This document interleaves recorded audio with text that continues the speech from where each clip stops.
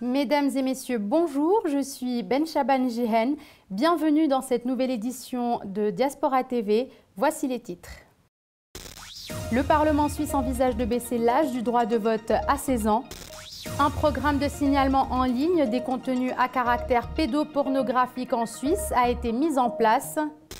Diaspora TV a lancé un nouveau programme en faveur des Ukrainiens récemment arrivés en Suisse. Santé sexuelle et migration, de la vulnérabilité à la responsabilisation, une conférence à l'Université de Fribourg. Prochainement en Suisse, divers événements africains auront lieu.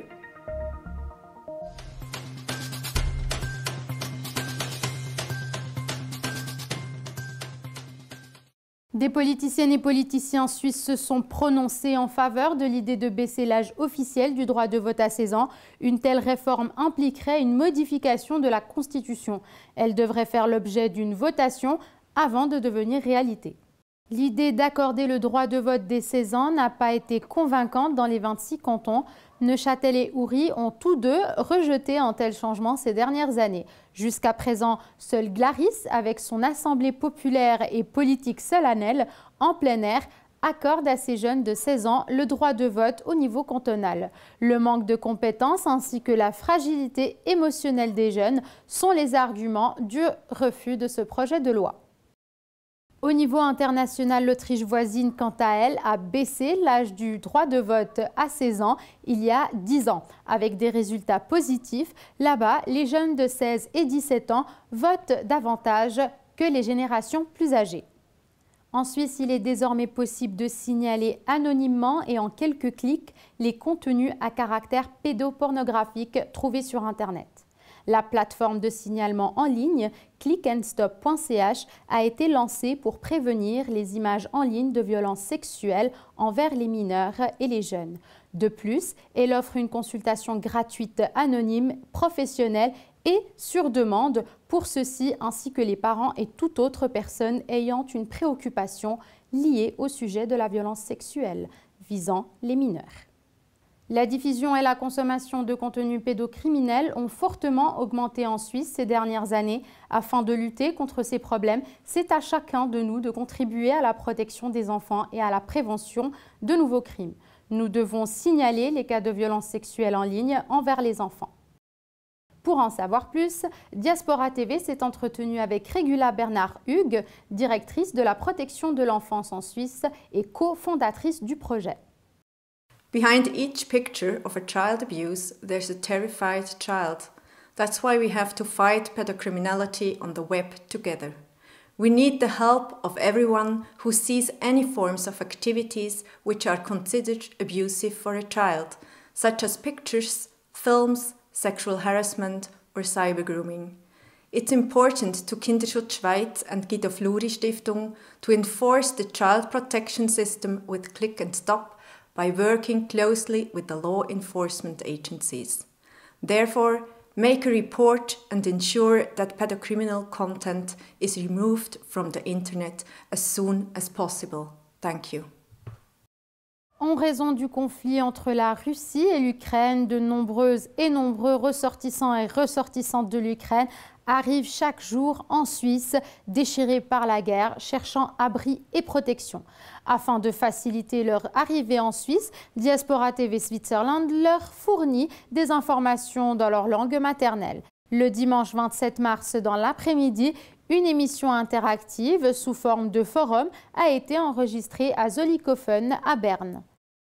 Les réfugiés ukrainiens en Suisse ont pu poser des questions sur le système de vie dans le pays d'accueil et ont reçu des réponses de leurs compatriotes vivant en Suisse depuis un certain temps.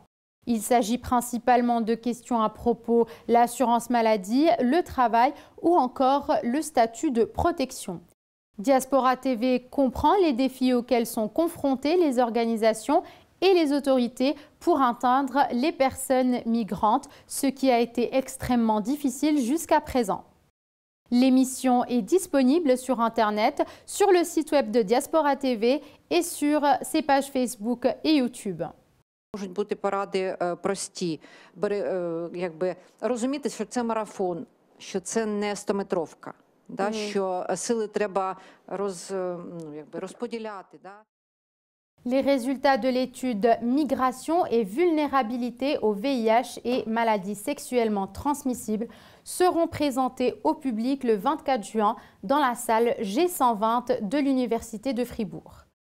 L'étude a été mandatée par l'Office fédéral de la santé publique et réalisée par une équipe de sociologues de l'Université de Fribourg en collaboration avec des professionnels de la santé. L'étude conclut qu'en général, toutes les personnes sexuellement actives qui sont exposées à différents types de risques pour la santé, notamment les personnes sexuellement transmissibles et les grossesses non désirées. Ces risques touchent notamment les personnes migrantes vivant en Suisse dans des situations socio-économiques précaires, ainsi que les minorités de genre et les travailleurs et travailleuses du sexe. L'événement annuel African Fashion Night aura lieu pour la 5e fois dans le Vortragssaal du Kunsthaus de Zurich. Le thème de cette année s'intitule « 54 nuances d'Afrique » et s'étalera sur 3 jours du vendredi 20 mai au 22 mai.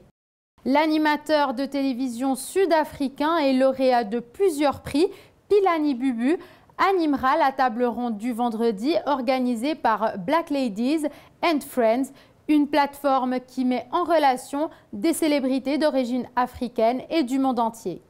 Dans la soirée, l'agence de mode Animans présentera des échantillons de créateurs ouest-africains sous la forme d'une installation artistique. Le cœur de l'African Fashion Night et le grand et vibrant défilé de mode du samedi. Des créateurs internationaux ainsi que des créateurs locaux de la scène de la mode présenteront leur collection Printemps-été 2022.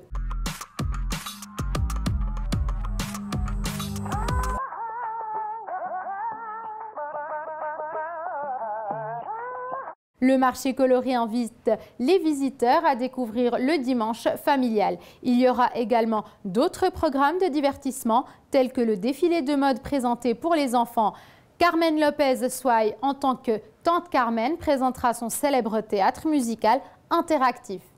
Les billets sont disponibles sur le site internet www.africanfashionnight.ch.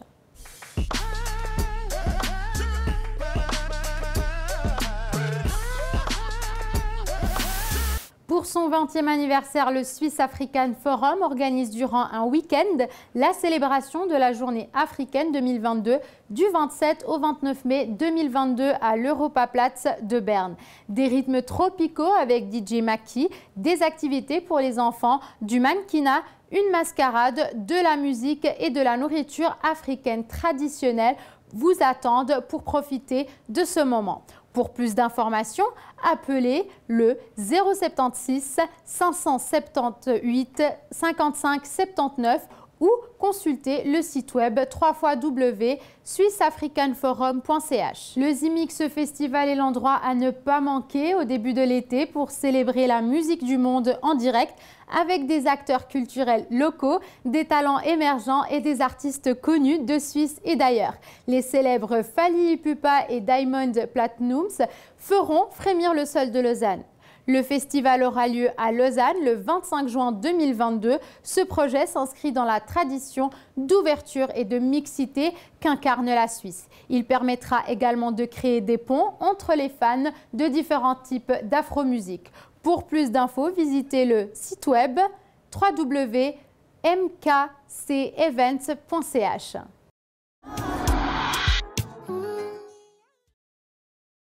Jihen Ben Chaban et l'équipe de Diaspora TV vous remercient et vous disent au revoir et à bientôt.